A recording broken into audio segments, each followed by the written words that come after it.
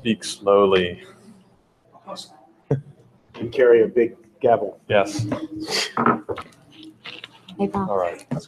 Good. How you doing? We'll call tonight's meeting to order. Do I have a roll call, please? Mr. Newhoff. Here. Ms. Kalinowski. Here. Mr. Bush. Here. Vice President Darrow. Here. President McClellan. Here. Everyone please stand for the Pledge of Allegiance. I pledge allegiance to the flag of the United States of America and to the republic for which it stands, one nation, under God, indivisible, with liberty and justice for all. Everyone's had the opportunity to review the board minutes from the previous meeting. Could I get a motion to approve, please? Any objections or changes? So moved. Mr. Darrow and Mr. Newhoff. Roll call, please. Vice President Darrow. Yes. Mr. Newhoff. Yes. Mr. Bush. Yes. Ms. Kalinowski. Yes. President McClellan. Yes. Any additions or corrections to tonight's agenda? There are none, thank you. Okay, with none, could I have a motion to approve tonight's agenda? So moved. Kalinowski and Mr. Bush. Roll call, please. Ms. Kalinowski. Yes. Mr. Bush. Yes. Mr. Newhoff. Yes. Vice President Darrow. President McClellan. Yes. So we'll start with communications to the board, and Clee is up first. This is Cameron. This is Cameron. Me, the thing I love to do. You want me to pass these out to you? Or I can just read it? You want me to pass?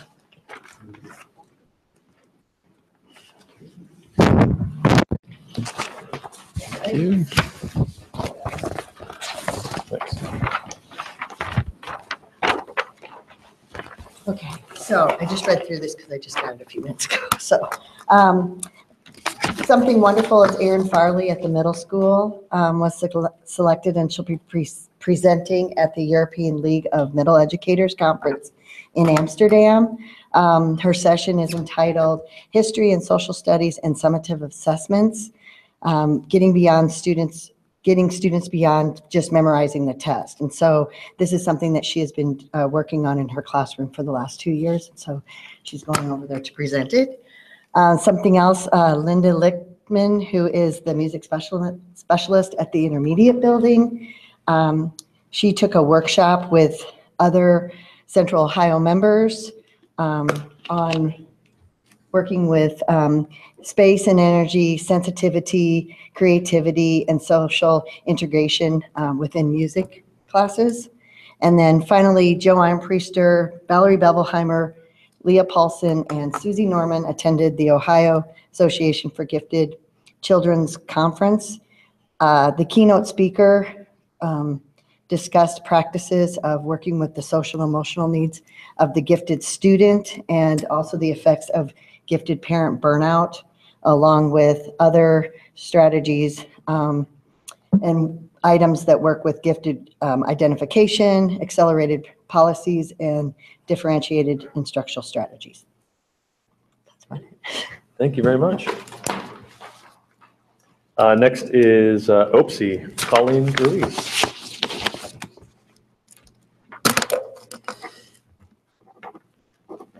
Superintendent Sawyer, Dr. Troyer, and President McClellan, thank you for allowing us to take a moment to share some what we feel is exciting news with you.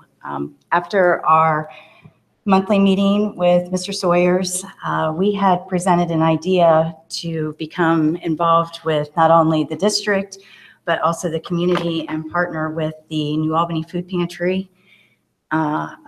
And we're working really hard to put together a stuff a bus. I plan on meeting with Angela Douglas this Wednesday, hopefully, to tweak the details to see what exactly we want to go with from there. And we look forward to partnering with them throughout the year and also working with you, the administration, as well as hopefully getting to work with PLE a little bit and the community to strengthen our relationship for our students. So thank you very much for your time. Thank you. Thank you very much. Great report.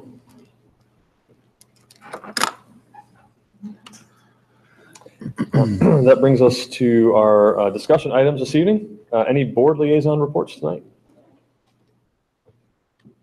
Okay. Do you have one for FERC? I do have one for FERC. Thank you. FERC met this week, last week, I should say. Last week. I don't have anything specific that you want, unless there's something you want shared out of that meeting. We reviewed the 5-year forecast with the Finance Review and Reporting Committee, talked to them about board's discussion because we had done the first reading with the board the previous week. Talked to them about the different assumptions that we had in the forecast, and they believe that they are reasonable. So that was the big takeaway. We also reviewed the issue 42 and capital repair and replacement levy that we have on the ballot as well. Yeah, I mean, fair to say that the FERC was, I think, pleased with where all the progress that we've made in the 5-year forecast. They had, I think, some good comments about our choices to move forward in putting issue 42 on the ballot. And so I think those people in our community who tend to have more of a financial background like the progress that we're making. So that's a good way to sum it all up. Very well done, sir. Do you want to talk about the resignation? It was a good meeting. Pardon me? The resignation that was received from the FERC member and the pending vacancy that you're going to have to go through the application process. Do you want to talk about that? Yeah. Can you fill us in? Yeah. So Ms. Jenkins received a resignation from Dave DeMars after 8 years of service on the Financial Review and Reporting Committee. So that vacancy will have to be filled as a board committee. So the formal posting requirement will come out to solicit applications for the board to review. And then at the FERC meeting last week, Molly also informed us that she intends to resign from FERC before school year end. So as part of the process of going out for vacancy to fill Dave's seat, Molly suggests that we also look for her replacement. So you'll have 2 vacancies to fill on FERC. And then Molly will submit her resignation pending the receipt of a successful candidate to succeed her before school year end. So Becky and I will pull together the paragraph that describes the process that you have to post because it is a board committee to solicit public application. And we'll review that with you either through email and or through board leadership meeting to then come back so that everyone gets to see it before we advertise. You won't set the schedule until your organizational meeting in January. So there is no pending FERC meeting that's been scheduled because you have to have your organizational meeting in January to select the 3 dates throughout the year that we tend to meet. So we'll fill it before your next meeting that would be required. There's no specific timeline for when that person would have to be replaced. No, we don't have the same kind of timeline for the committee as we would for a board seat. Right. So we have time, and we actually haven't set any additional meetings yet. The board will do that at the organizational meeting in January. So the FERC has actually finished its meetings for the calendar year. Is there a specific length of service for those roles? No. It's at the discretion of the Board of Education. So if you want to have that conversation, we can. Historically, it's been as long as the person's been willing to serve. So most persons that have been on FERC have been on it for numerous years. You had vacancies a year ago and filled 2 seats, but that was unusual. Most are longstanding members. Mr. Darrow was one.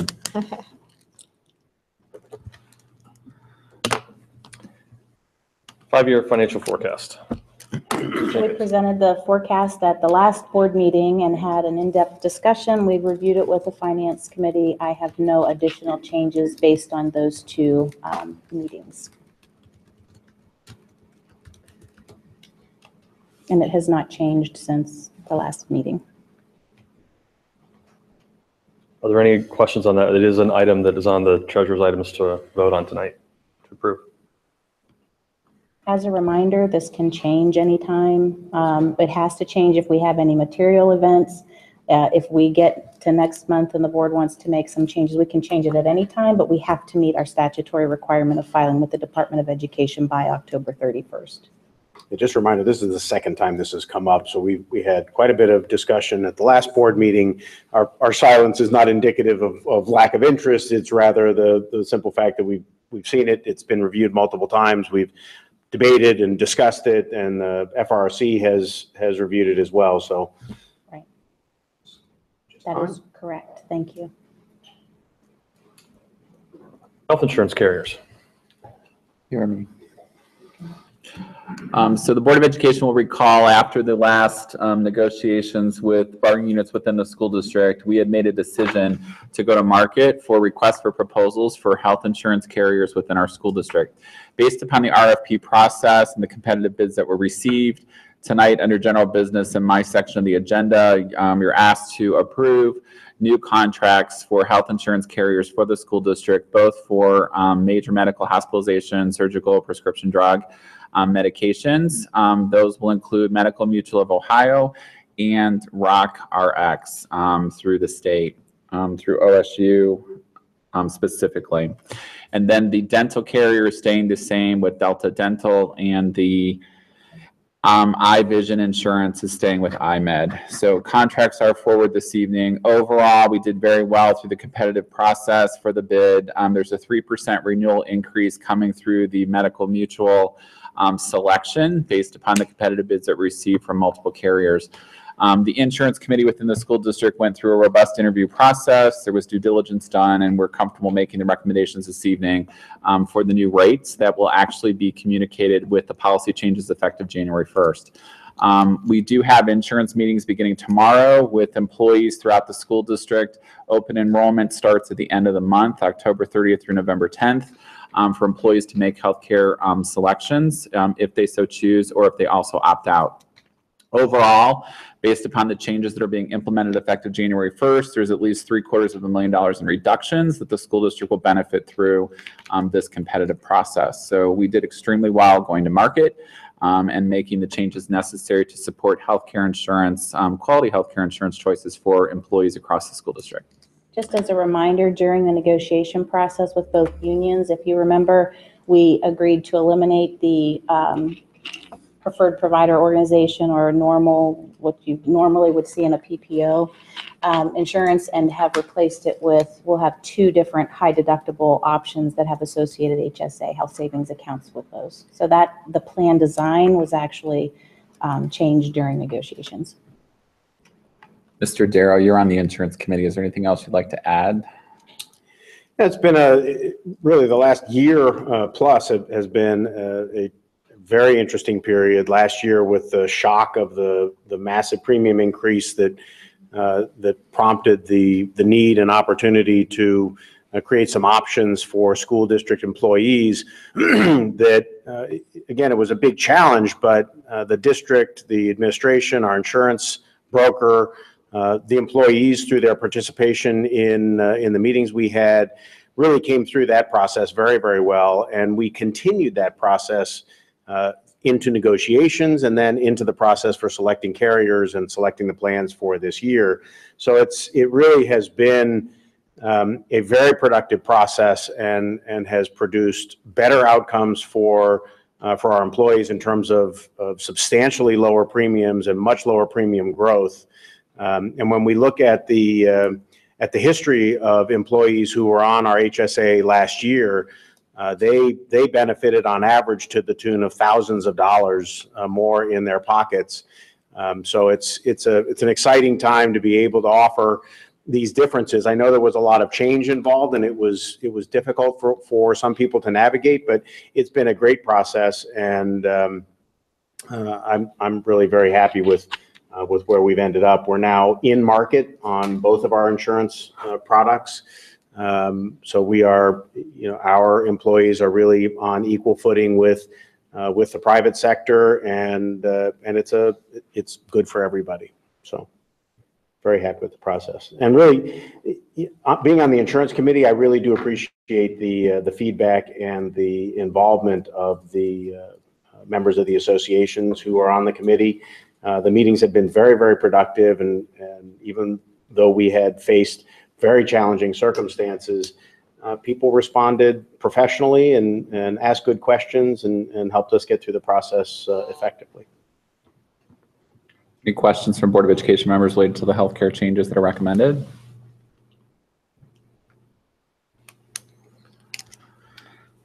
Board policies. Tonight on your agenda, there are 11 policies that are being recommended for second reading. Then they appear under the action items for adoption. Ms. Jenkins and I spoke about these at your last Board of Education meeting. We're happy to answer any additional questions you may have at this time.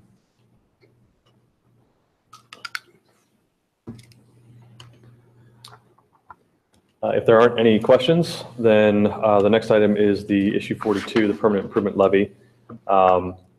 It's on here for discussion. Obviously, no discussion about the any activities related to support or opposition, but just in general, any comments, questions right now on issue 42?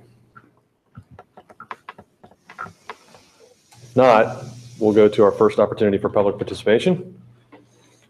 And without anybody signed up, we will take treasurer's items. So I need a motion for treasurer's items A through C. So moved. Ms. Kalinowski, Second. Mr. Bush, Mrs. Jenkins. The monthly financial report, these have all been out with the agenda. We are on plan. We remain on plan in September, so we're about, that's 1/4 of the way through our fiscal year. No surprises there. Appropriation modifications, we have several. We have a $65,000 increase to other grants, and that is because we were able to obtain through Dr. Troyer's work a grant from the PAST Foundation to help with some of the expenses related to the E3 lab, or what we used to call the solar building.